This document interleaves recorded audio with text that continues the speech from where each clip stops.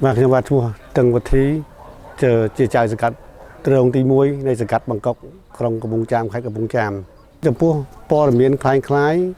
កន្លងមកយើងបានចុះទៅផ្សព្វផ្សាយពាក់ព័ន្ធនឹងប្រជុំភូមិឃុំមានសុវត្ថិភាពគឺយើងបានជម្រាបបងប្អូនដែលចូលរួមនឹង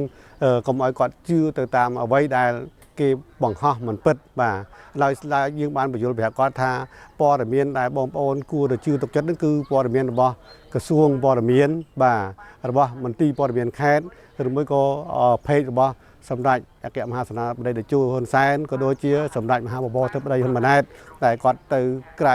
ប្រទេសគាត់បានបំភ្លឺអីហ្នឹងមួយចំនួនហ្នឹងគឺយើងបានយកเพจសំខាន់បា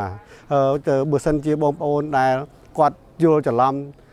ព័ត៌មានคล้ายៗរបស់មិនពិតដែលមិនដឹងពីប្រភពច្បាស់លាស់យើងមានផលប៉ះពាល់ដល់ខ្លួនឯងផ្ទាល់ក៏ដូចជាសង្គមជាតិបាទធ្វើឲ្យប្រជាជាតិយើងបាទមានការភាពវឹកវរក៏ដូចជាចរាចរណ៍អ្វីដែលគេខ្លែងបន្លំនោះបាទយើងបានជម្រាបដល់ប្រជាពលរដ្ឋយើងឲ្យបានយល់អំពីបញ្ហាហ្នឹងដែរបាទយើងនឹងមានផែនការចុះផ្សព្វផ្សាយបន្តបាទរាល់ខែបាទន័យថារាល់អាទិត្យដែរ